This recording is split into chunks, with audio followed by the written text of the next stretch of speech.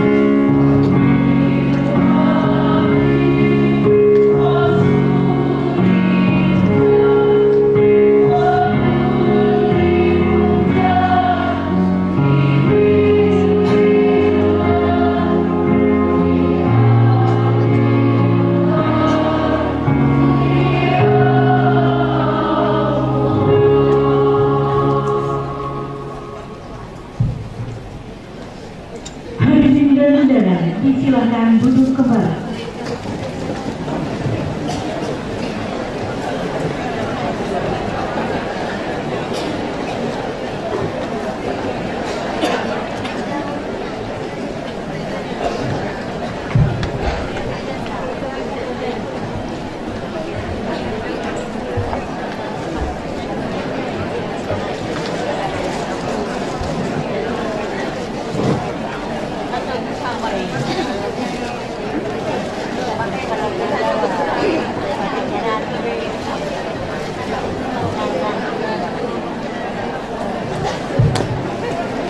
Diberi kesempatan kepada wartawan dan peminat foto selama 3 menit untuk mengabadikan acara ini.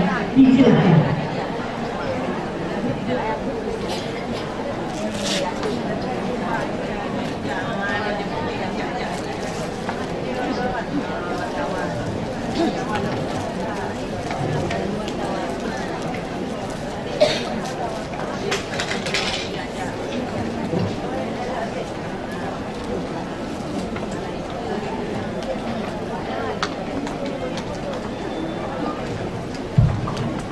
Waktu yang diberikan telah berakhir. Wartawan dan peminat foto disilakan mengambil tempat semula.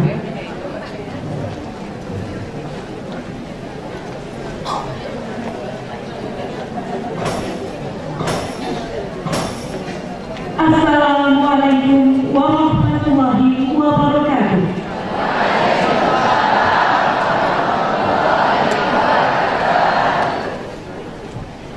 Dengan mengucapkan Bismillahirrahmanirrahim, acara rapat kelas terbuka dalam rangka wisuda sarjana dan ahli media Universitas Al-Muslim Dirut Aceh dimulai.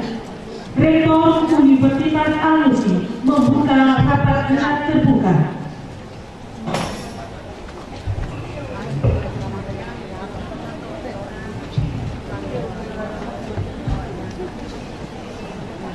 Assalamualaikum warahmatullahi wabarakatuh.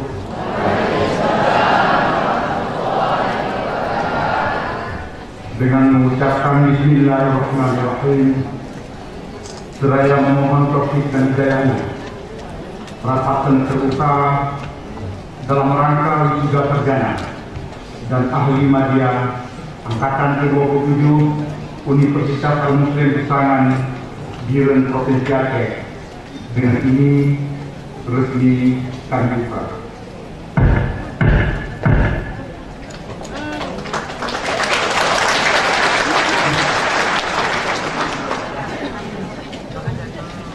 Hadirin tamu undangan yang kami muliakan, mengawali acara kita pada pagi yang berbahagia ini, bersama kita dengarkan pembacaan ayat-ayat suci Al-Quranul Karim yang akan dibacakan oleh Saudari Khairunisa AMD. Dengan hormat disilakan. Assalamualaikum warahmatullahi wabarakatuh.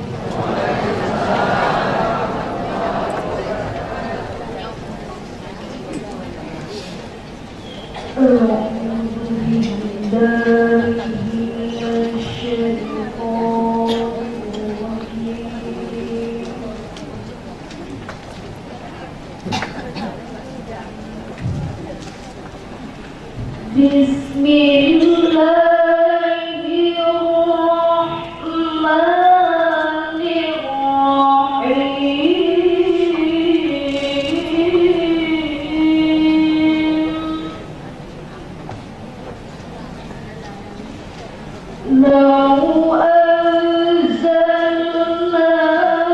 هذا القرآن على جبل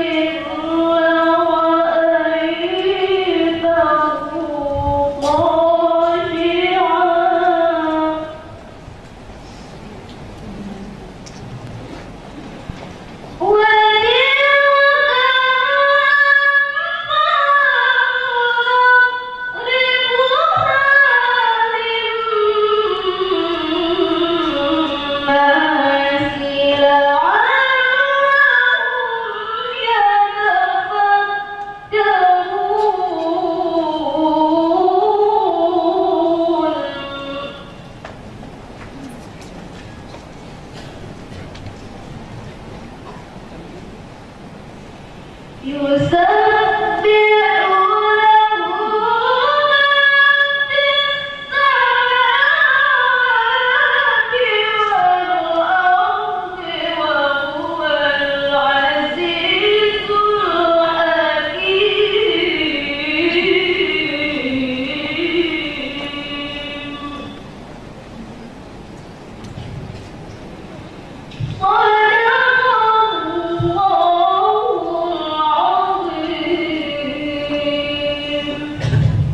Assalamualaikum warahmatullahi wabarakatuh.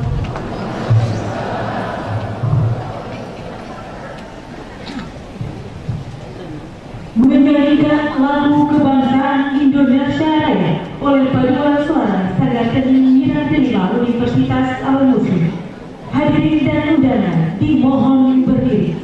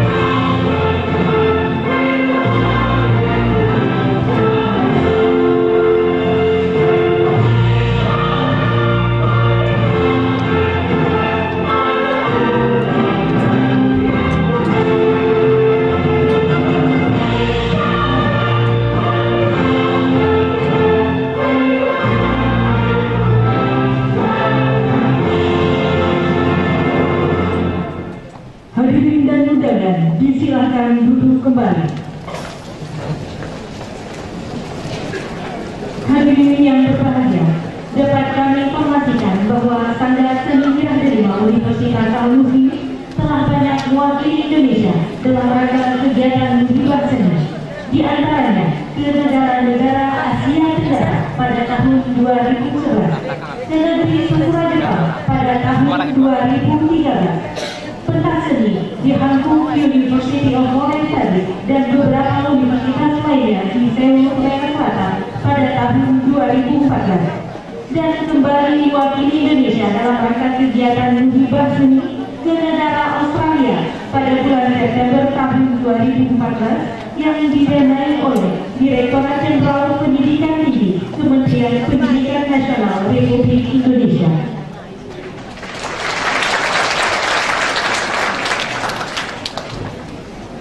Dilanjutkan dengan lagu Mas Universitas Al-Musi, ciptaan dosen Universitas Al-Musi, Ibu Dewi Maritania MK dan Bapak Angga Eka Karina MSN.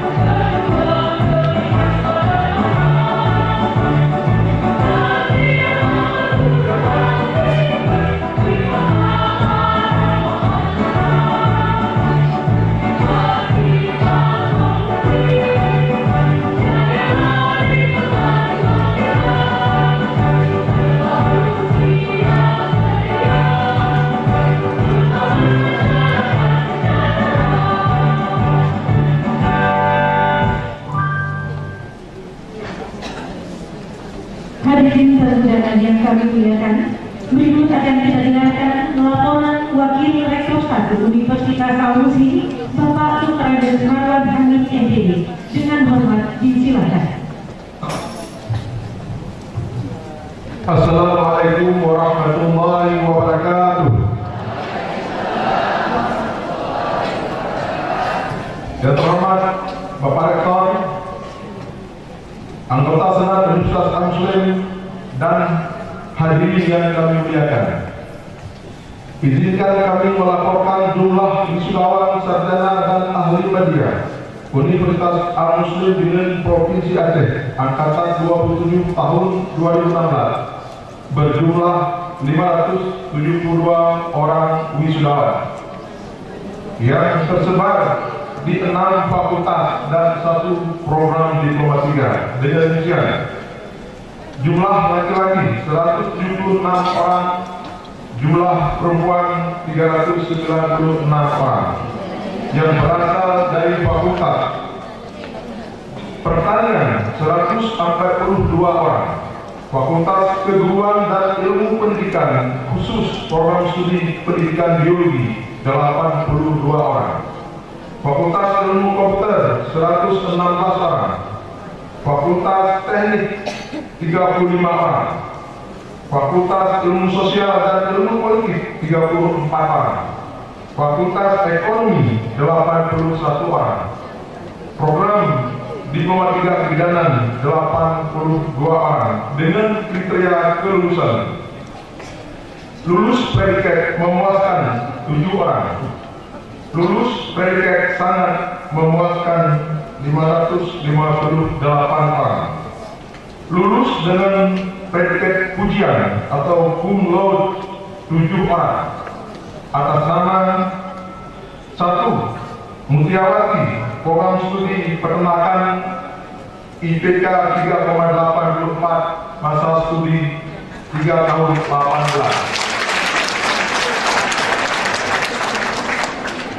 2.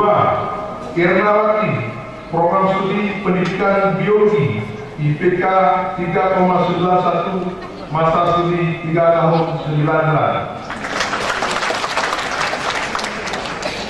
3. Dian Saputri, program studi pendidikan biologi IPK 3,89, masa studi 3 tahun 19. 4. Soleh Ritonga, program studi pendidikan biologi IPK 3,79, masa studi 3 tahun 19. 5. Rita Purnamasari, pendidikan biologi IPK 3,77, masa studi 3 tahun 9 bulan. 6. Siti Arayan, program studi Diploma 3 Kebidanan IPK 3,89, masa studi 2 tahun 9 bulan. Dan 7. Irmayani, program studi Kebidanan IPK 3,77, masa studi 2 tahun 9 bulan. Demikian laporan ini kami sampaikan. Atas perhatian Bapak Rektor kami ucapkan terima kasih. Assalamualaikum warahmatullahi wabarakatuh.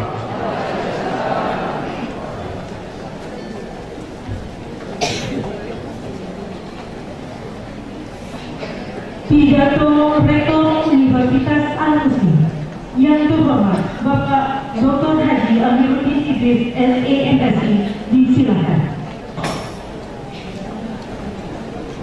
Bismillahirrahmanirrahim. Assalamualaikum warahmatullahi wabarakatuh.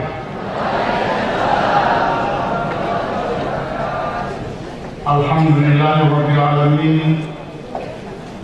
Wassalatu wassalamu ala asrafil anbiya'i wal mursalin wa ala alihi wa sahbihi ajma'in. Puji syukur marilah kita panjatkan kehadirat Allah Subhanahu wa taala atas rahmat dan hidayahnya kepada kita semua sehingga kita dapat hadir dan berkumpul di gedung Auditorium Academic Center Amponji Iksanan Universitas Al-Muslim dalam rangka mengikuti satu prosesi yang sangat penting bagi lembaga ini, yaitu rapat senat terbuka dalam rangka wisuda sarjana Fakultas Pertanian, Fakultas Teknik, Fakultas Ilmu Komputer, Fakultas Ekonomi, Fakultas Sosial Politik, Fakultas Keguruan dan Ilmu Pendidikan, khususnya program studi pendidikan biologi dan program Diploma 3 Kebidanan Universitas Muslim tahun akademik 2016. Yang kami hormati Bapak Gubernur Provinsi Aceh, dalam hal ini diwakili oleh staf ahli yaitu Bapak Syahrul Badruddin MSc. Yang kami hormati Bapak Bupati Bir atau yang mewakili. Yang kami hormati Bapak Koordinator Koperasi Sudah 13 Aceh atau yang mewakili. Yang terhormat, yang kami muliakan hadirin sekalian, pada hari ini hadir di hadapan kita yaitu dua tokoh kita, yaitu yang pertama sekali Bapak Haji Muhammad Jamil, Bapak Haji Nasir Jamil SAG MSI, anggota DPR RI dari fraksi Partai Keadilan Sejahtera atau PKS. Yang kedua, Bapak Haji Anwar Idris, anggota DPR RI, Komisi 10 dari fraksi Partai Persatuan Pembangunan. Insya Allah sebentar nanti akan terdengar orasi ilmiah yang disampaikan oleh Bapak Haji Nasir Jamil. Haji Muhammad Nasir Jamil SAG. Kami berkritik dan telah mengetahui bahwa beliau adalah sangat mampu mengakomodir menyangkut dengan hal-hal keberadaan hajatan daripada masyarakat, yaitu dapat ditandai dengan 3 kali berturut-turut sebagai anggota DPR RI dari fraksi PKS ini. Beliau yang selama ini kita melihat ungkapan, mungkin pikiran beliau adalah di televisi hampir setiap malam. Hari ini kembali beliau kita bertatap muka melihat menyampaikan orasi ilmiah sebentar lagi kepada hadirin dan mahasiswa. Dan kami tidak memiliki mungkin fasilitator, tentunya adalah pemerintah daerah, dunia usaha sebagai motivator dan donatur. Pribadi sebagai konseptor, inisiator, motivator dan masyarakat sebagai partisipan dan kunjungan. Wisudawan yang kami muliakan, terakhir kepada wisudawan kami ingin berpesan untuk dapat melakukan menjaga karakter di mana saudara berada. Karakter adalah kunci kesuksesan. Salah satu pembelajaran berharga mengajarkan kita bahwa secara keseluruhan kesuksesan adalah tergantung pada karakter saudara, pada kecerdasan maupun keberuntungan. Seseorang akan meraih sukses jika memiliki 3 karakter positif, yaitu kesabaran, kerendahan hati, kegigihan, keberhasilan dan keimanan. Semoga Allah SWT melimpahkan kepada kita semua nikmat, kebijaksanaan, kekuatan, kesabaran dalam mencapai apa yang kita cita-citakan. Amin ya rabbal alamin. Hadanallahu wa iyyakum ajmain. Assalamualaikum warahmatullahi wabarakatuh.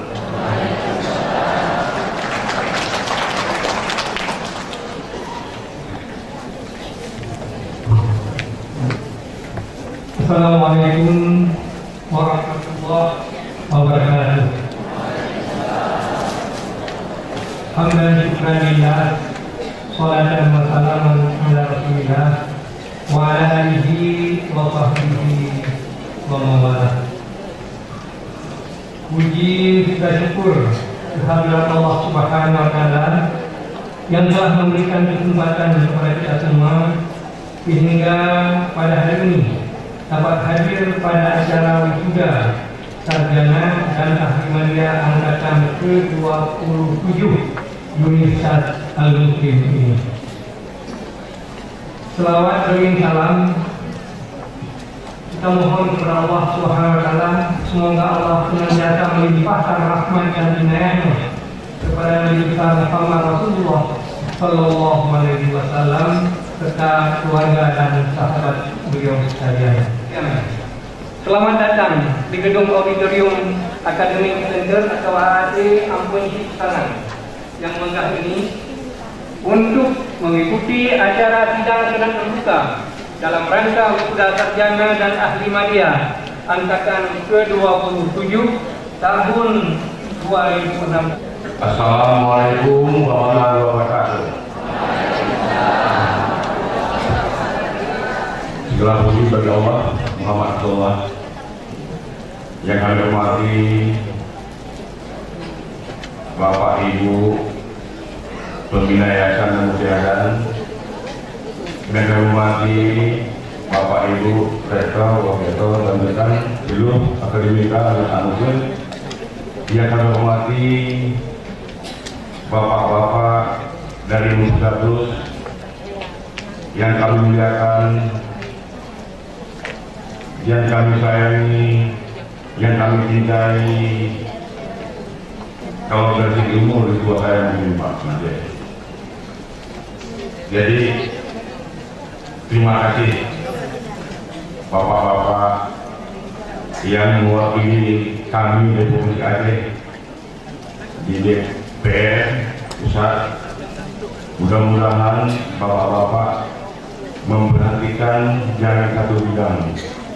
Daerah Aceh ini dan bila dapat masuk adanya kalau Pak Gilirannya itu dapat sampaikan kepada Allah. Saya mohon ampun para bapak ibu yang ada di sini, saya mohon maaf Pak Rektor, Pak Jakan, kalau ada mungkin tidak sesuai, tidak senang ataupun kasar, saya manusia biasa, mungkin bila kelemahan saya, tapi demi Allah saya bilang yang saya sampaikan itu tidak ada niat untuk menyindir dan lain. Wabillahi taufiq wal hidayah. Assalamualaikum warahmatullahi wabarakatuh.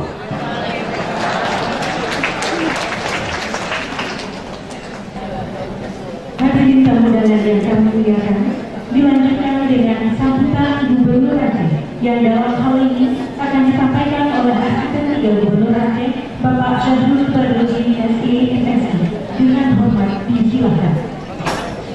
Assalamualaikum warahmatullahi wabarakatuh.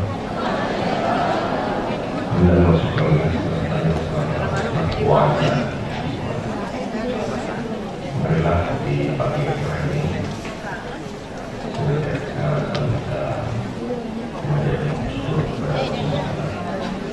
yang telah memberikan berbagai nikmat iman dan juga kesempatan ikut pada proses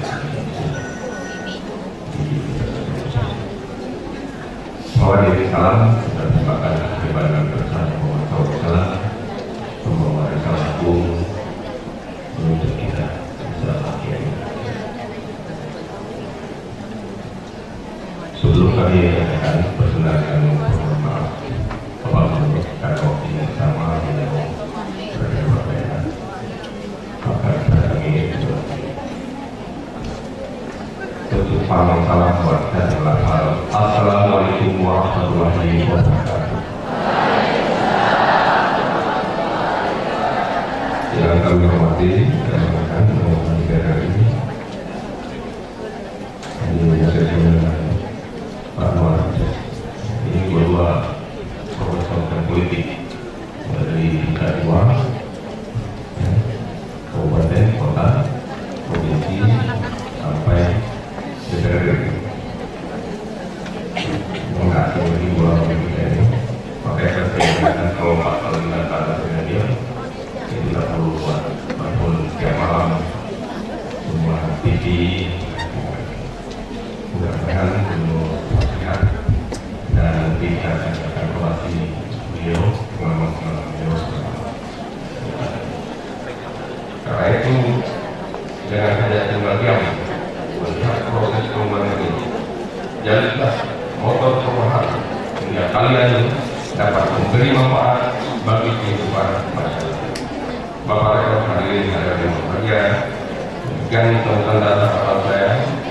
Terima kasih saya ucapkan kepada pengurus yayasan, rektor, dosen dan staf muslim yang telah bekerja keras menjadi generasi muda Aceh selama kerja di kampus ini. Saya turut berbangga sebab Universitas Hasanuddin saat ini tercatat sebagai salah satu yang terbaik dari 109 TTS yang berada di bawah naungan Provinsi Aceh. Mudah-mudahan prestasi ini bisa diperkuat lagi dengan memikirkan alumni-alumni yang kuat dan memiliki daya saing tinggi di masyarakat. Kepada alumni yang sudah hari ini, saya ucapkan selamat berkarya, kerja keras, jangan lupa untuk senantiasa meningkatkan ibadah dan berdoa kepada Allah SWT agar kalian mampu meraih cita-cita yang tinggi. Sama-sama kita memohon agar semua rakyat hidup damai, makmur dan sejahtera. Amin ya rabbal alamin. Billahi taufiq wal hidayah. Wassalamualaikum warahmatullahi wabarakatuh.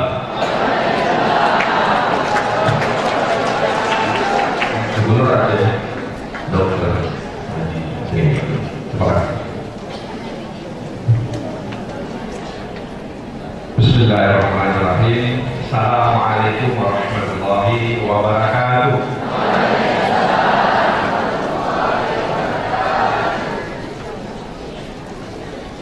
Alhamdulillah rabbil alamin. Wassalatu wassalamu ala sayyidina Muhammadin wa ala alihi wa sahbihi ajma'in. Bersyukur kita kepada Allah Subhanahu wa taala karena di pagi hari ini kita masih diberi kesehatan, kemampuan dan kemauan untuk bisa hadir dalam acara rapat tingkat terbuka dalam rangka wisuda sarjana dan ahli media angkatan ke-27 Universitas Al-Muslim. Dan mudah-mudahan Allah Subhanahu wa taala senantiasa membimbing kita dan memberikan jalan keluar terhadap berbagai persoalan kehidupan baik bernegara dan bangsa yang kita hadapi saat ini. Selawat dan salam kepada Rasulullah SAW, Nabi dan Rasul yang sangat menganjurkan agar umatnya untuk menuntut ilmu. Yang saya hormati Rektor Universitas Al-Muslim, Bapak Dr. Haji Amir Idris SDMSI, dan para wakil rektor. Yang saya hormati para dekan fakultas di lingkungan Universitas Al-Muslim, dan juga para tenaga pengajar di Universitas Al-Muslim, dan juga para anggota senat Universitas Al-Muslim, dan yang saya hormati kolega saya di DPR RI, Bapak Haji Anwar Idris, dan juga Gubernur Aceh yang diwakili oleh asisten, para unsur Musbika Plus Kabupaten Jember, dan juga unsur Musbika Plus, tokoh-tokoh masyarakat, para ulama, abu-abu, dan juga tokoh pemuda, serta yang saya cintai, para wisudawan dan wisudawati, dan orang tua yang mengantarkan anaknya pada hari yang berbahagia ini. Kalau tidak karena cinta, takkan kuubah sebuah puisi. Kalau tidak karena cinta, takkan hadir aku di sini.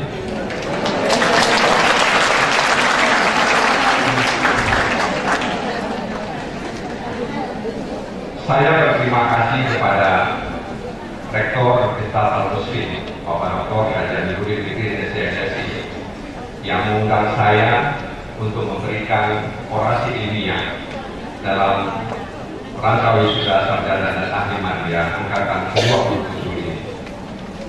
Meskipun saya mengakui bahwa ini adalah the first experience, pengalaman pertama saya, dan tadi saya berpikir apakah saya sanggup berdiri di atas panggung ini, karena berbeda berbicara di hadapan televisi dan berbicara di hadapan para hadirin hadirat. Tapi alhamdulillah tadi saya berdoa, doanya Nabi Musa ketika menghadapi Firaun.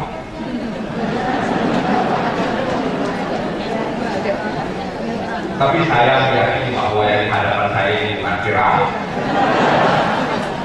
Dan saya minta dilapangkan dada saya dan dimudahkan ucapan saya, dan kemudian bisa dimengerti oleh hadirin dan hadirat.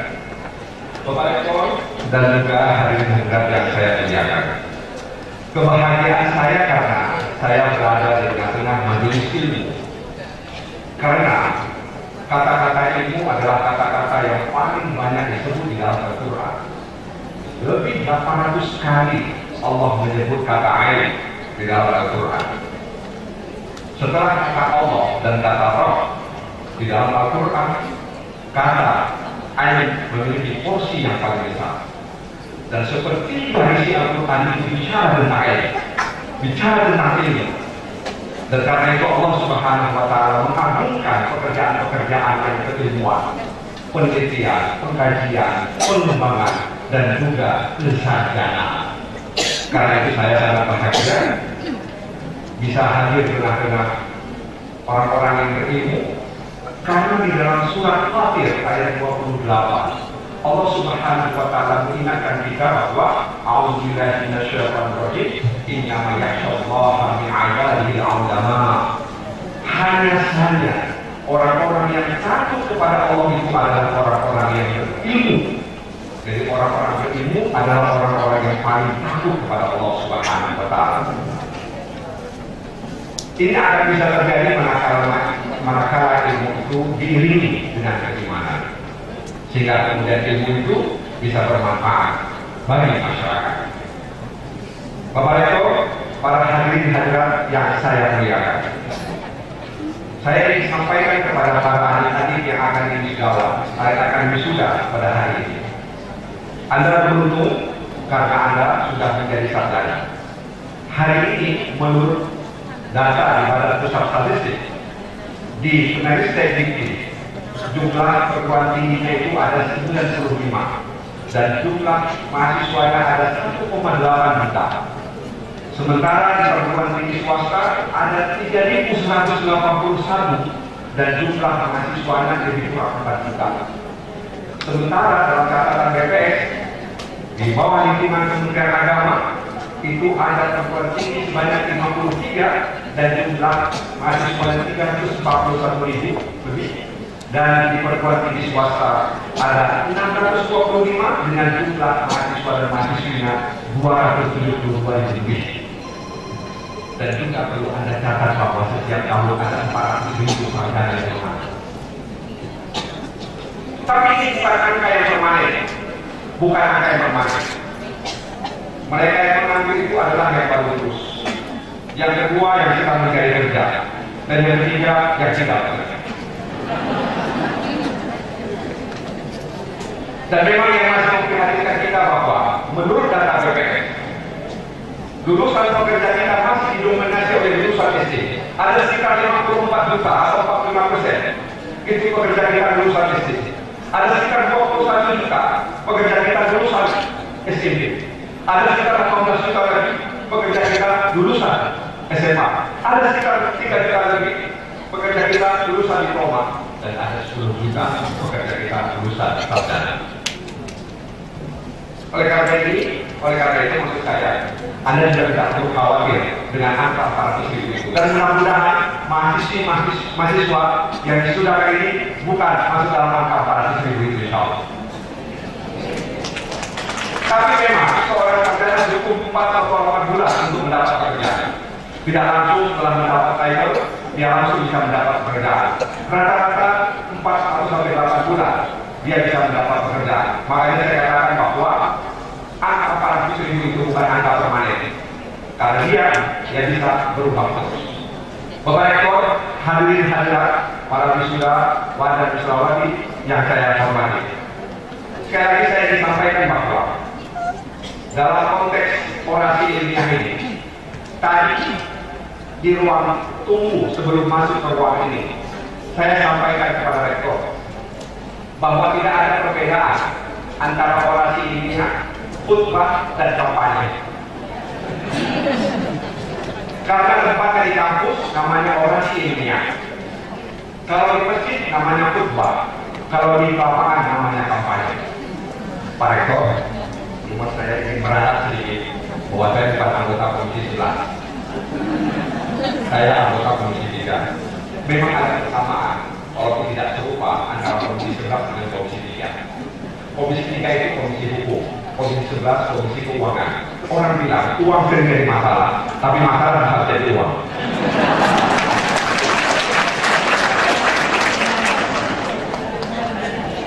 Bapak Rektor, para wisudawan dan wisudawati, hadirin hadirat yang saya hormati. Dalam kesempatan ini, saya ingin menyampaikan dinamika dan etika kehidupan berbangsa dan bernegara. Dan ini sebenarnya adalah ketetapan MPR nomor 6 tahun 2001. Tapi masih relevan dengan kondisi kekinian bangsa kita. Dalam MPR nomor 6 tahun 2001 tersebut disebutkan ada sejumlah tantangan yang kita hadapi. Dan tantangan ini kalau kita tidak siasati akan menjadi ancaman dalam kehidupan kita. Tantangan ini eksternal, antara lain adalah kapitalisme. Mungkin di antara kita tidak begitu menyadari apa itu kapitalisme. meskipun nanti dia akan beranak menjadi liberalisme dan kemudian ada istilah yang sekarang ini neoliberalisme. Dan itu sebabnya ketika Sri Mulyani diangkat menjadi Menteri Keuangan, para pendukung Presiden Bapak Jokowi bertanya-tanya apakah memang sekarang Presiden kita sudah memahami ini. Itu dinamika yang terjadi di pusat dan tidak sampai ke hilir. Jadi tidak usah pikirkan soal ini. Jadi kapitalisme itu adalah suatu sistem ekonomi yang mengatur proses produksi dan pendistribusian barang dan jasa. Jadi ada proses produksi, ada proses distribusi barang dan jasa. Bapak Ibu sekalian yang saya hormati, kapitalisme ini memang dia mengagungkan modal. Itu sebabnya kemudian DPR dan pemerintah dalam hal ini negara perlu mengatur regulasi agar tidak ada yang disebut dengan pasar bebas. Bagaimana kemudian para pemodal bisa menguasai semua ini? Makanya kemudian ada istilah kapitalisme di bidang pendidikan, kapitalisme di bidang penyiaran dan lain sebagainya. Karena memang bagaimana mereka bisa menguasai dan mendapatkan laba.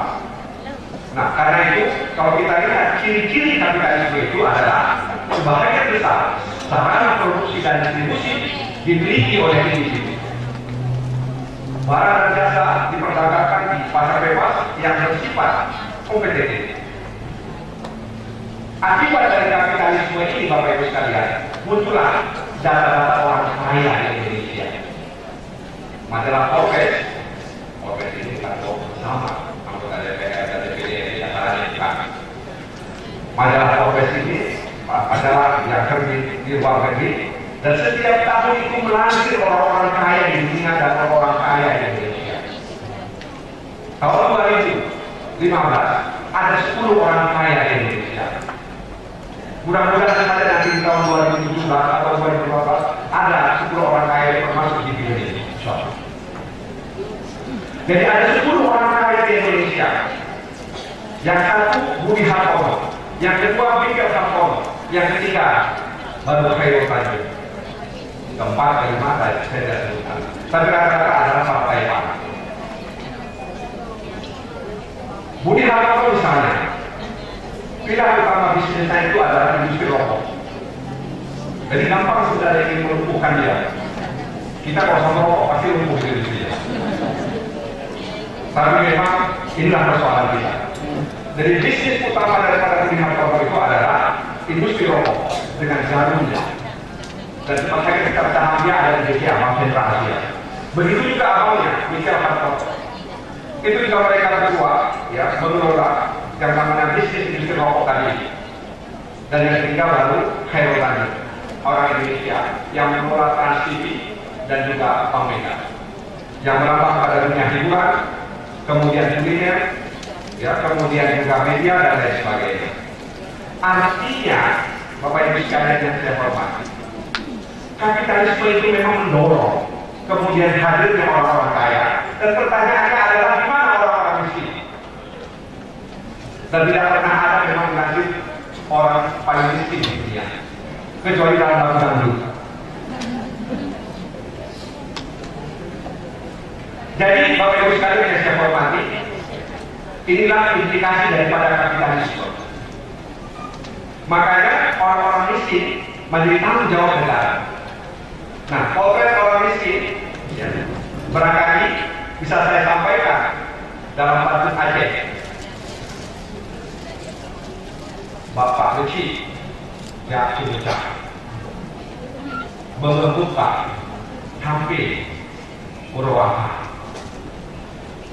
Gejuk Pendrik Haboh Gerdak Putri Tabut Murah Hantik Harga itu potret orang miskin. Para wisudawan dan wisudawati yang ngerti bahasa Aceh sampaikan kepada yang ngerti bahasa Aceh. Memang pendek Haboh Gerdak, tapi Putri Tabut Murah Hantik Harga. Apalagi sekarang tidak ada lagi sabun cap sampah. Dulu masih ada sabun cap sampah. apa? Tapi sekarang sudah bermacam-macam sampo itu. Apalagi sekarang cuci sendiri. Tak perlu iya, dalam mesin cuci tidak ada. Bapak Rektor dan hadirin yang saya muliakan, itulah data eksternal kita. Yang kedua adalah globalisasi. Bapak Ibu sekalian yang saya hormati, globalisasi itu seperti pisau bermata dua. Dia bisa memberikan manfaat dalam kehidupan kita, tapi juga bisa memberikan mudarat dalam kehidupan kita. Globalisasi, bola dunia, dan global universal. Nah, karenanya kita akui bahwa yang namanya globalisasi itu adalah proses terbentuknya sistem organisasi dan komunikasi antar manusia, antar masyarakat maupun antar bangsa di seluruh dunia. Sehingga dalam tinjauan sosiologis antropologis tidak ada lagi sekat sebenarnya, tidak ada lagi sekat antar manusia, antar bangsa dan sebagainya.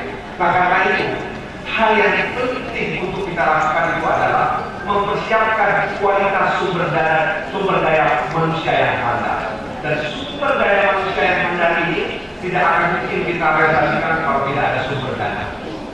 Karena itu ketika Undang-Undang Dasar mengamanatkan 20% dana pendidikan dari keseluruhan total APBN kita, itu menunjukkan bahwa kita ingin mempersiapkan dana untuk menghadirkan kualitas sumber daya manusia yang handal. Nah, karena kehadiran perguruan tinggi itu adalah bahagian untuk mempersiapkan kualitas sumber daya manusia yang handal. Nah, karena itu implikasi dari menghadirkan kualitas sumber daya manusia yang handal itu, maka hadirlah kemudian informasi-informasi tentang ranking perguruan tinggi. Karena memang perguruan tinggi itu ingin mencetak kualitas sumber daya manusia yang handal, yang kemudian bisa diterima di lapangan kerja. Nah, di tingkat dunia, urutan 1 sampai 5 itu masih dipegang oleh Amerika dan Inggris. Universitas Harvard, Massachusetts, kemudian juga Stanford, kemudian ketiga, keempat dan kelima itu diambil oleh Cambridge dan Oxford. Sementara di Indonesia ada banyak dibuat ranking perguruan tinggi negeri maupun perguruan tinggi swasta. Di mana posisi perguruan tinggi Agustin? Kalau kita salah ingat, mohon dikoreksi. Universitas Al-Muslim berada di urutan 149. Cukup baik menurut saya. Sementara nomor 113 itu Universitas Muhammadiyah Badani dan nomor 49 Universitas Syahwara. Kenapa ranking ini dibuat? Untuk memicu dan memacu perguruan tinggi untuk memperbaiki dan meningkatkan kualitasnya, sehingga kemudian trilogi perguruan tinggi itu benar-benar hadir. Jadi bagaimana mahasiswa kemudian bisa membukai dirinya. Baru-baru ini saya ikut dalam pembentukan undang-undang tentang paten. Undang-undang ini ya adalah undang-undang revisi. Tahun 1991 kita membuat undang-undang paten. Dan sekarang baru saja selesai undang-undang tersebut direvisi. Satu hal yang waktu itu dikhawatirkan oleh pemerintah adalah hak paten yang dimiliki oleh perguruan tinggi. Waktu itu, kemarin maksud saya beberapa waktu lalu, kami anggota Pansus ingin membuatkan satu ketentuan bahwa ya hak paten yang tidak dilaksanakan selama 5 tahun itu akan dihilangkan. Tapi pihak perguruan tinggi meminta kami untuk tidak mencantumkan ketentuan itu, karena itu akan menurunkan performa perguruan tinggi. Jadi banyak sekarang perguruan tinggi yang memiliki hak paten, ya, karena hak paten itu juga memiliki nilai tambah. Dan mudah-mudahan saja, ya, Universitas Al-Muslim ke depan memiliki hak paten yang kemudian diakui bukan saja di tingkat Indonesia, tapi juga di tingkat Indonesia. Bapak Rektor, hadirin hadirat yang saya muliakan, kita tidak bisa menolak globalisasi, karena memang globalisasi itu adalah sebuah keharusan. Bagaimana keterbukaan informasi dan ditandai dengan teknologi informasi dan komunikasi. Hari ini kita bisa melihat peristiwa di belahan dunia sana dalam waktu hitungan detik. Tapi memang persoalan globalisasi ini juga akan memberikan dampak dalam kehidupan kita kalau kita tidak mensiasatinya. Karena biasanya kalau kita tidak punya sumber daya yang handal, maka kita akan menjadi penonton. Kita akan menjadi penonton dan kita akan menjadi bangsa yang konsumtif, menerima apa saja yang mereka berikan. Artinya dalam konteks globalisasi, negara-negara barat itu menjadi trendsetter, menjadi penentu kecenderungan. Saya ingat betul ketika waktu Liliana, istri Pangeran Charles itu masih hidup. Ketika dia membuat mode rambutnya, hampir seluruh wanita Aceh mengikuti mode rambut Liliana. Kalau pergi salon, jajan sama tukang salon, model apa? Model rambut Liliana. Begitu juga ketika dia di mall misalnya, seorang artis itu kemudian memotong rambutnya seperti laki-laki. Kebanyakan perempuan yang ada juga mengikuti gaya rambut di mall. Alhamdulillah, Undang-Undang Nomor 44 Tahun 99 tentang pelaksanaan syariat Islam di Aceh akhirnya membuat seluruh wanita Aceh menutup kepalanya, sehingga kita tidak lagi gaya rambut Liliana, Dewi Moore dan lain sebagainya. Oleh karena itu memang indikasi globalisasi memang perguruan tinggi harus kemudian mengantisipasi kondisi ini, sehingga kemudian perlu dilakukan semacam upaya membentengi masyarakat dari pengaruh negatif daripada globalisasi ini. Bapak Rektor dan juga hadirin-hadirin yang saya hormati, itulah tantangan eksternal kita. Adapun tantangan internal kita itu adalah tantangan internal. Tantangan yang ada dalam diri kita itu adalah masih lemahnya penghayatan dan pengamalan nilai-nilai agama, serta munculnya pemahaman terhadap agama yang keliru dan sempit. Jadi bukan saja lemahnya penghayatan dan pengamalan, tapi juga munculnya pemahaman terhadap ajaran agama yang keliru dan sempit. Hadirnya gerakan radikalisme di Indonesia yang kemudian bermuara kepada organisasi terorisme. Saya pikir Islam itu bukanlah agama teror. Islam tidak pernah mengajarkan umatnya untuk membuat kerusakan di muka bumi ini.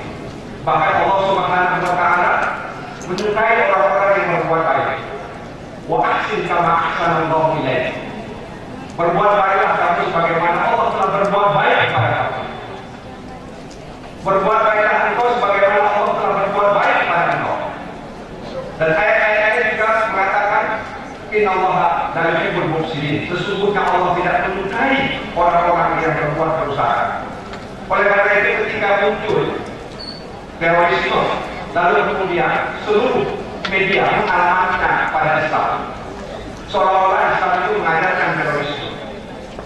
Bahkan di salah satu media nasional muncul karikatur ada menara masjid, lalu di balik menara masjid itu hadir 3 orang dengan senjata dan pakaian serban, pakaian jubah, seolah-olah memang masjid mengajarkan terorisme.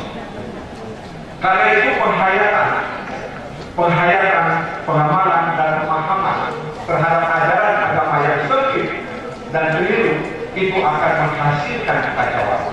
Oleh karena itu Bapak Ibu sekalian yang saya hormati, ini adalah tantangan kita untuk mengatur bagaimana kita bisa membangun harmonisasi antara satu pemahaman dengan pemahaman yang lain. Ikhtilaf perbedaan itu adalah hal yang biasa dalam pelajaran agama kita. Tapi jangan sampai kemudian perbedaan itu membuat kita berlawanan. Perbedaan itu masih satu meja, sementara perlawanan itu kita duduk di satu sudut, sementara dia duduk di sudut lain. Itulah perlawanan, tidak pernah ketemu. Seperti rel kereta api yang tidak pernah ketemu dimanapun kita berjalan.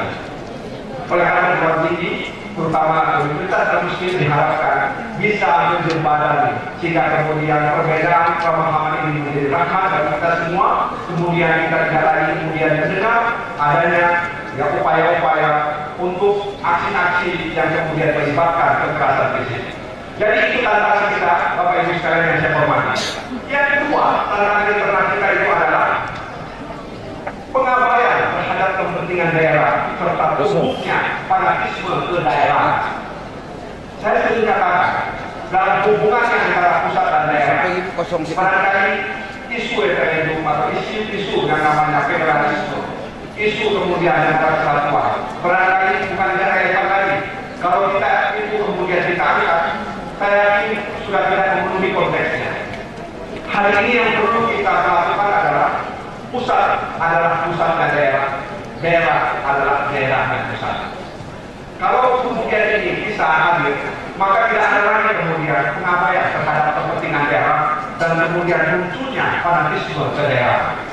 Jadi orang daerah merasa pusat itu adalah pusat dan orang pusat merasa bahwa daerah itu adalah daerah. Jadi kita kemudian ingin agar kemudian Indonesia dari Sabang sampai Merauke itu hadir sebuah harmonisasi antara pemerintah pusat dan pemerintah daerah. Bapak Ibu sekalian yang saya hormati, pengabaian kepentingan daerah ini mengakibatkan gejolak, gejolak yang kemudian bisa menghadirkan apa yang disebut dengan gerakan separatisme. Oleh karena itu, Bapak Ibu sekalian yang saya hormati, kita berharap pemerintah pusat tidak mengabaikan kepentingan daerah. Dari daerah-daerah yang punya kekhususan bisa membuat peraturan-peraturan yang bernuansa syariah dan itu tidak kemudian ditakuti oleh pemerintah pusat dengan ancaman-ancaman akan membatalkan peraturan-peraturan daerah yang bernuansa syariah. Dan yang ketiga dan terakhir kita adalah kurang berkembangnya pemahaman dan penghargaan atas kebinekaan dan kemajemukan. Dan ini adalah persoalan bangsa. Bapak Ibu sekalian yang saya hormati, sebenarnya yang paling paham tentang kebinekaan itu adalah umat Islam. Karena dalam surat Al-Hujurat, Allah Subhanahu wa taala mengingatkan kita, ya ayuhan nas, inna khalaqnakum min dzakari wa untha wa ja'alnakum syu'uban wa qabaila lita'arafu, inna akramakum 'indallahi atqakum. Jadi Islam 14 abad yang lalu sudah mengajarkan, sudah menyerukan bahwa penciptaan manusia, suku bangsa, berbagai macam bahasa itu adalah untuk kita arahkan, untuk saling mengenal, bukan untuk saling membunuh, apalagi saling memusuhi. Oleh karena itu kebinekaan itu sebenarnya umat Islam lah yang selalu di depan untuk mengajarkan teman-teman lainnya tentang kebinekaan dan kemajemukan. Oleh karena itu peran umat Islam di Indonesia sangat diharapkan untuk kemudian berdiri tegak untuk mengajarkan tentang kebinekaan dan kemajemukan. Dan yang keempat, Bapak Ibu sekalian yang saya hormati, tantangan internal kita adalah kurangnya keteladanan dalam sikap dan perilaku sebagai pemimpin dan tokoh bangsa. Kita mengalami defisit keteladanan. Padahal kita tahu bahwa Rasulullah SAW itu dihadirkan untuk menjadi teladan, uswatun hasanah. Tapi hari ini kita alami defisit keteladanan. Kekuasaan tidak lagi dijadikan sebagai upaya untuk mensejahterakan masyarakat. Kekuasaan dijadikan untuk mensejahterakan diri dan kelompoknya. Ini persoalan kita. Keteladanan itu adalah kesesuaian antara perkataan dan perbuatan.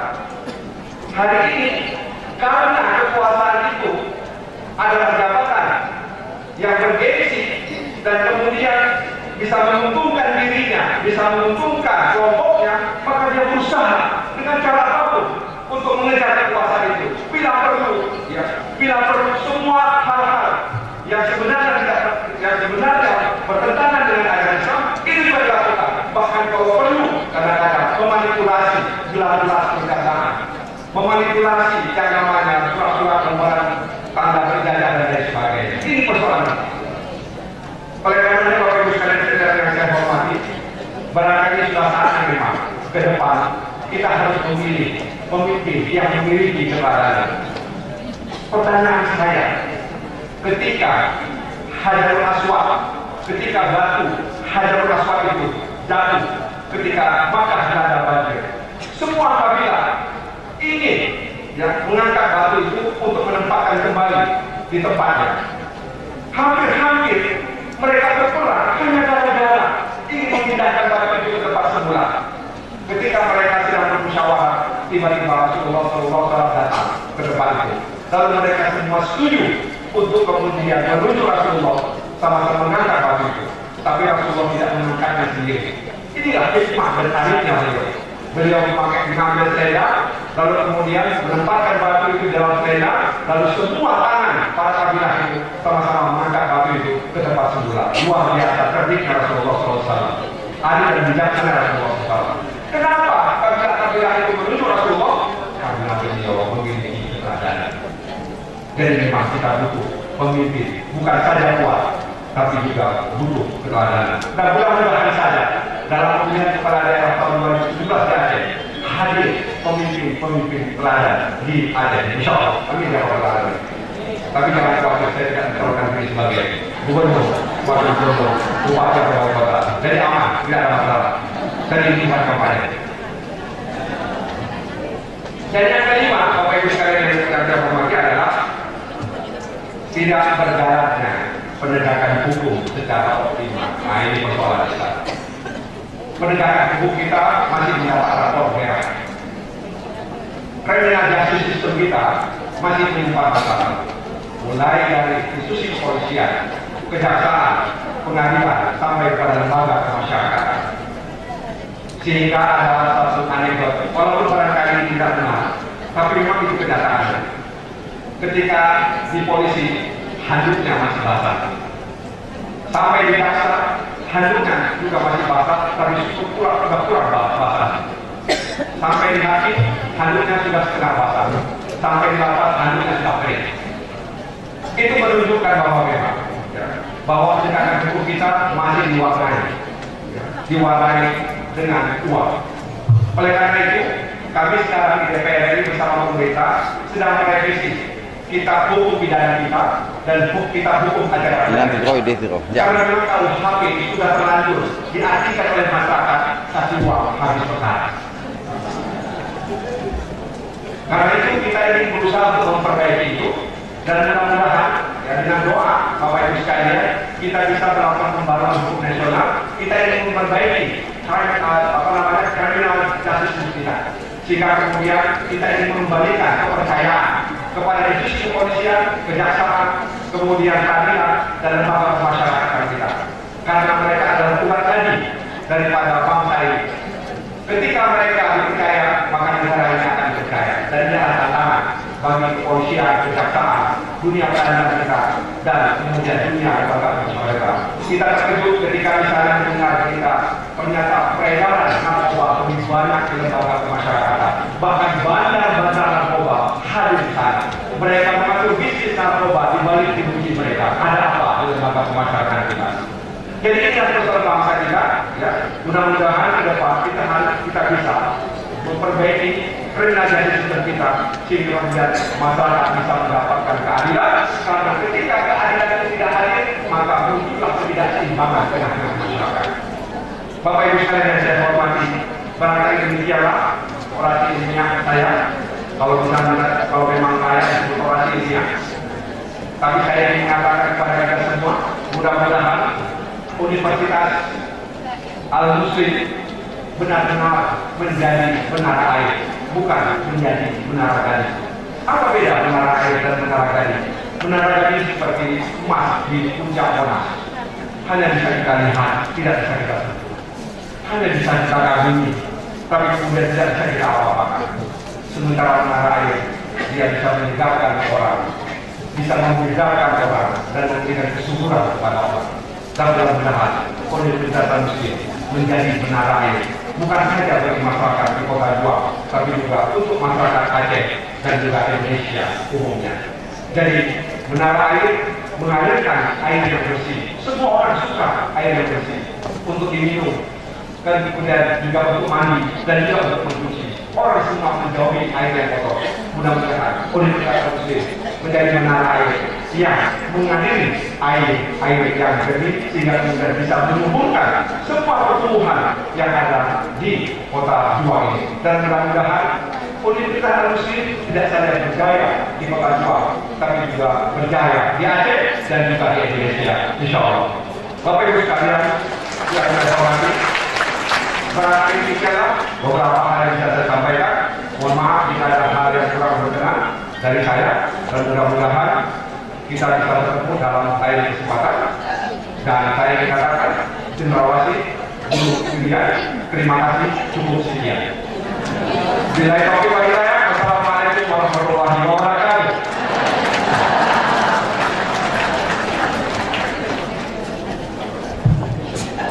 Hadirin undangan yang kami muliakan, sebelum kita melanjutkan acara pada hari yang berbahagia ini, terimalah persembahan dari Sanggar Seni yang diterima Universitas Al-Azhar dengan lagu Sepohon Kayu dan Selawat Nabi.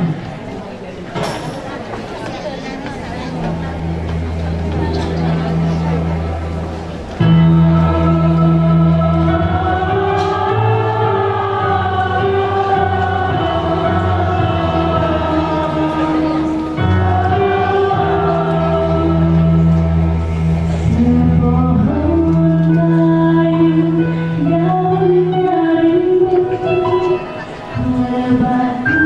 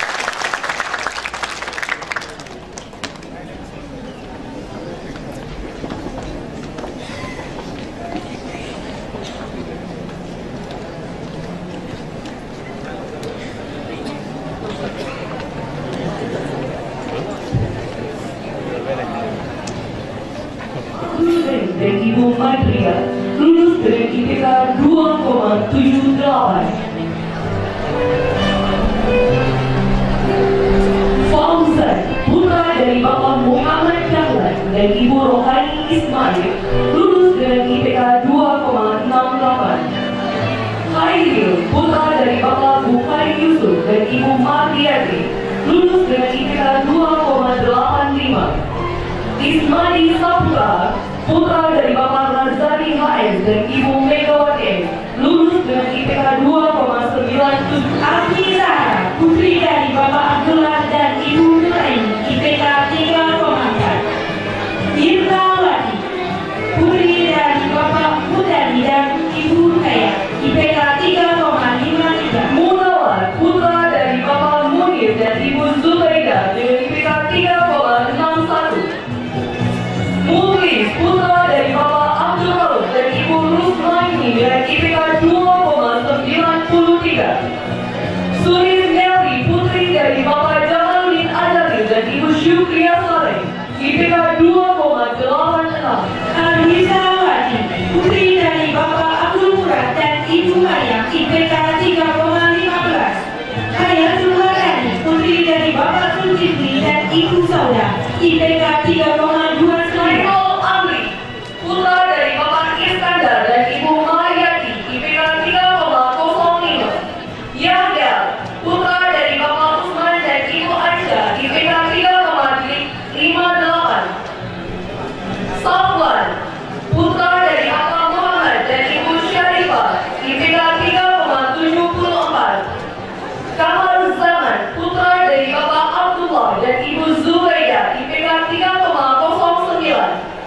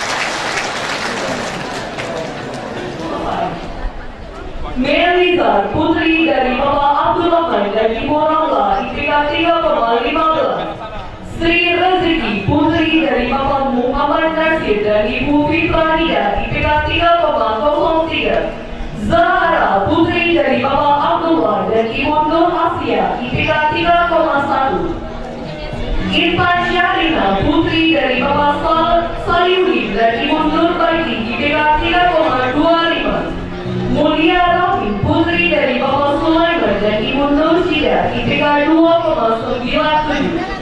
Lisa Fitria Putri dari Bapak Bakhtiar Usman dan Ibu Maria IPK 3,31. Israwani Putri dari Bapak Muhammad Hasan Ahmad dan Ibu Nursia IPK 2,94. Rosita Putri dari Bapak Syamsuddin dan Ibu Muhaini IPK 2,7. Rohana Putri dari Bapak Abdullah dan Ibu Fatimah IPK 3,09. Juliati Putri dari Bapak Adani dan Ibu Nur Maria Arif IPK 3,16. Siti Aisyah Putri dari Bapak Hasmuni dan Ibu Fitri Ernawis IPK 3,23. Nur Hasanah Putri dari Bapak Rusli dan Ibu Nur Najibah IPK 3,17. Yurliana Putri dari Bapak Rusli Abdullah dan Ibu Rukia Yusuf IPK 3,08. Mulyana Putri dari Bapak Bukhari dan Ibu Juwairiyah IPK 3,07. Nurul Jana Putri dari Bapak Rusli dan Ibu Hayatul SPD IPK 2,99. Siti Rohmah Putri dari Bapak Kofwana Jomadi dan Ibu Rosliana Lutfi IPK 3,11. Nurul Fajri Putri dari Bapak Muhammad Ali dan Ibu Ainul Madia IPK 3,59. Munawara Putri dari Bapak Arogan dan Ibu Umi Salma IPK 3,01. Ainul Madia Putri dari Bapak Asmawi dan Ibu Ruhama IPK 3,49. Marhama Putri dari Bapak Anwar dan Ibu Milawati IPK 3,11. Dian Lestari Putri dari Bapak Eman Sulaiman dan Ibu Rini Rahmawati IPK 3,01. Darmawati Putri dari Bapak Idris Hashim dan Ibu Nur Laila IPK 3,32. Mafira Putri dari Bapak Nurdin dan Ibu Akwa IPK 3,43. Mutia Sari Putri dari Bapak Razali Hamid dan Ibu Maryam IPK 3,56. Sinta Putri dari Bapak Santurani dan Halimah Sania IPK 3,29. Nur Hayati Putri dari Bapak Muhammad Ali dan Ibu Hafsah IPK 3,32. Erkawati Putri dari Bapak Idris Ismail dan Ibu Fatah IPK 3,29. Mahda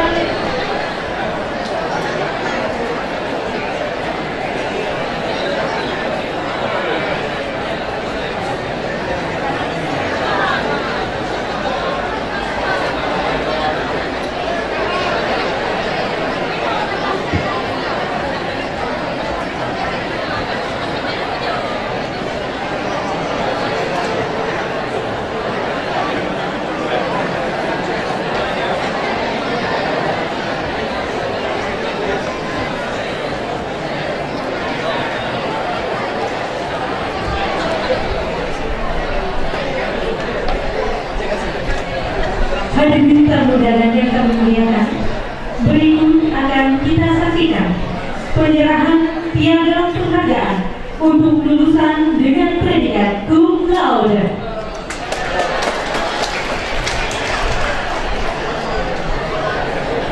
Kepada nama yang kami sebutkan berikut ini untuk dapat mengambil tempat yang telah ditentukan, didampingi oleh masing-masing wali wisudawan.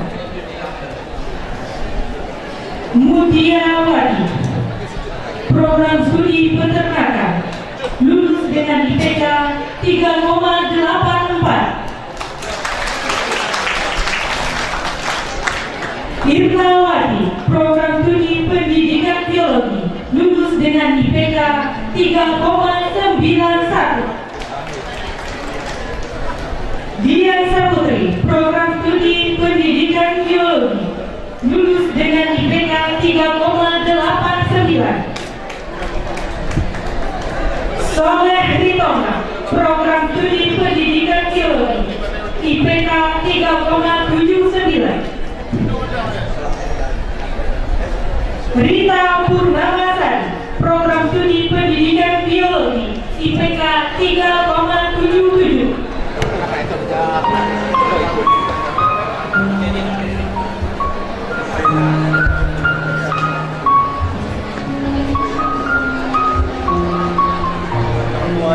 Bang naikin ke atas ya.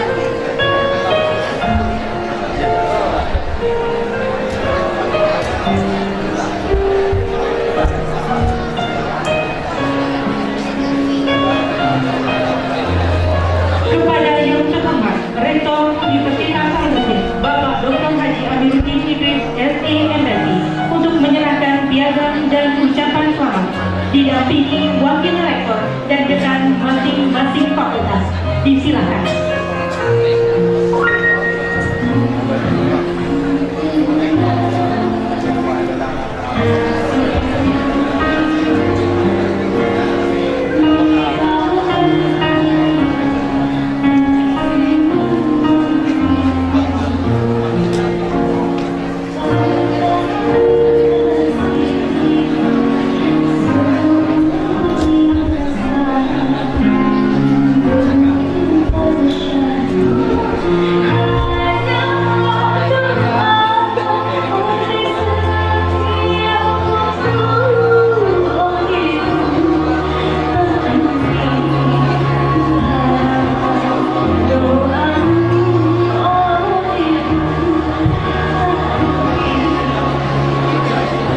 Kepada Rektor Universitas Al-Azhar, Dekan, Direktur, Wakil Rektor, para wisudawan cum laude beserta wali murid, disilakan untuk mengambil tempat semula.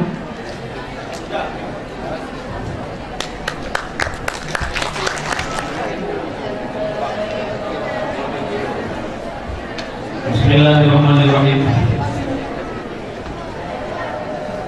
Sebelum Anda disumpah, saya ingin bertanya, apakah saudara bersedia untuk disumpah? Iya. Menurut agama apa? Islam. Sekarang ikuti kata-kata saya. Demi Allah saya bersumpah. Demi Allah saya bersumpah Bahwa saya sebagai ahli media kebidanan akan melaksanakan tugas dengan sebaik-baiknya menurut undang-undang yang berlaku dengan penuh tanggung jawab dan kesungguhan bahwa saya sebagai ahli media kebidanan atas dasar kemanusiaan tidak akan membeda-bedakan pangkat, kedudukan, keturunan, golongan, bangsa dan agama. Bahwa saya sebagai ahli media kebidanan dalam melaksanakan tugas akan membina kerjasama, keutuhan, dan kesetiakawanan dengan teman sejawat. Bahwa saya sebagai ahli kebidanan tidak akan menceritakan kepada siapapun segala rahasia yang berhubungan dengan tugas saya, kecuali jika diminta pengadilan untuk keperluan kesaksian.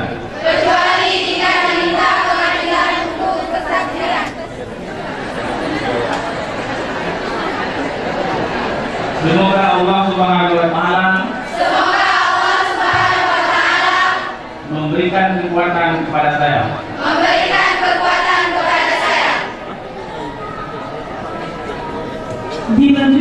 dengan penandatanganan berita acara sumpah kepada Bapak Kepala Dinas Kesehatan Kabupaten Biren Rohaniawan, Rektor Universitas Al-Muslim, Direktur Diploma 3 Kebidanan, dan yang mewakili lulusan untuk dapat menandatangani berita acara sumpah.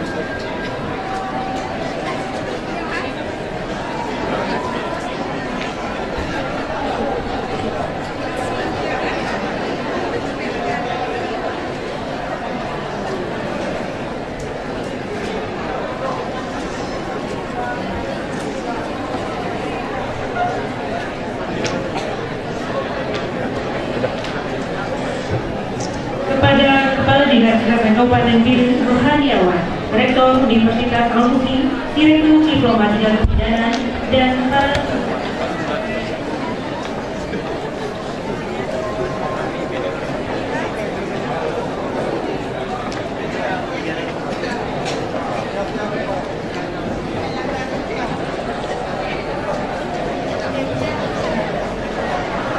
pembacaan ikrar alumni. Wisudawan dimohon berdiri. Ikrar alumni. 1. Kami para lulusan Universitas Al-Muslim berjanji akan senantiasa meningkatkan ketakwaan kepada Allah Subhanahu wa Ta'ala,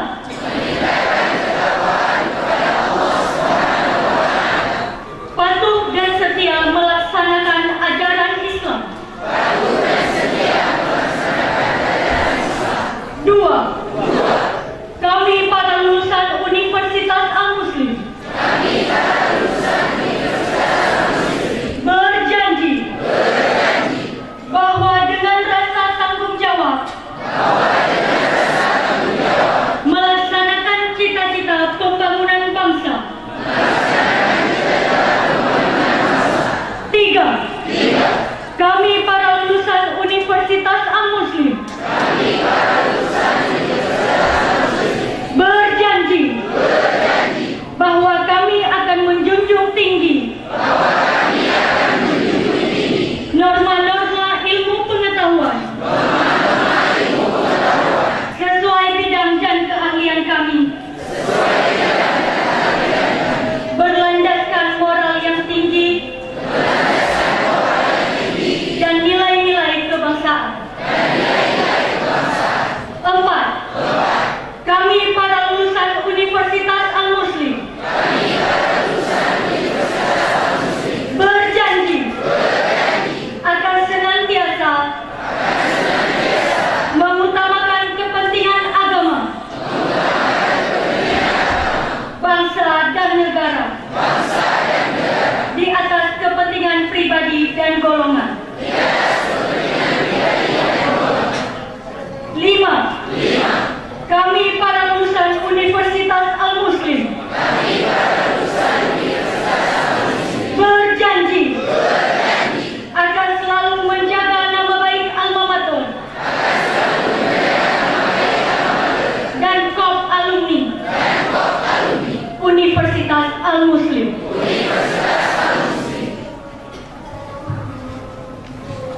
Wisudawan disilakan duduk kembali.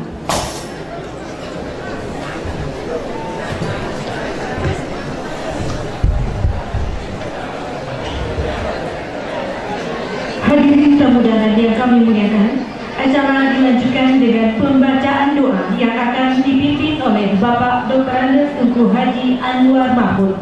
Dengan hormat disilakan. Alhamdulillah hamdan syakirin, hamdan na'imin, hamdan yuwafi ni'amahu wa yukafi'u mazidah. Ya Rabbana lakal hamdu kama yanbaghi li jalali wajhikal karim wa 'azimi sultanik. Farqana min ba'dika farqan ma'suma. Rabbana atina fid dunya hasanah wa fil akhirati hasanah wa qina 'adzaban nar. ربنا تقبل منا دعاءنا إنك أنت السميع العليم وتب علينا إنك أنت التواب الرحيم وصلى الله على خير خلقه محمد وعلى آله وصحبه وسلم سبحان ربك رب العزة عما يصفون وسلام على المرسلين والحمد لله رب العالمين.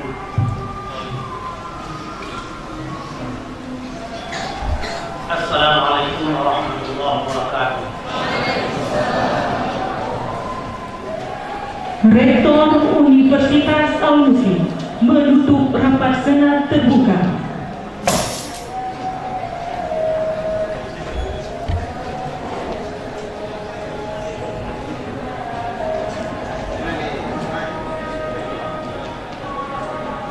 Terima kasih atas kesabaran Bapak-bapak dan ibu-ibu dalam rangka mengikuti acara rapat senat terbuka ini. Semoga acara ini membawa kesan tersendiri, terutama bagi wisudawan dan orang tua wisudawan. Akhirnya, dengan mengucapkan Alhamdulillahirrahmanirrahim, rapat senat terbuka dalam rangka wisuda sarjana dan ahli media Angkatan ke-27 Universitas Al-Muslim Pesanan Biren Provinsi Aceh pada tanggal 6 Agustus tahun 2016 dengan resmi saya tutup.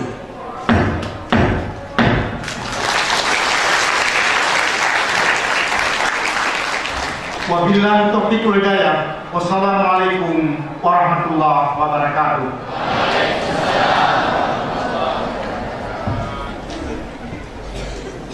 Rektor, anggota Senat, dosen senior Universitas Al-Muslim, dan tamu kehormatan lainnya berkenan meninggalkan tempat upacara. Hadirin dan undangan,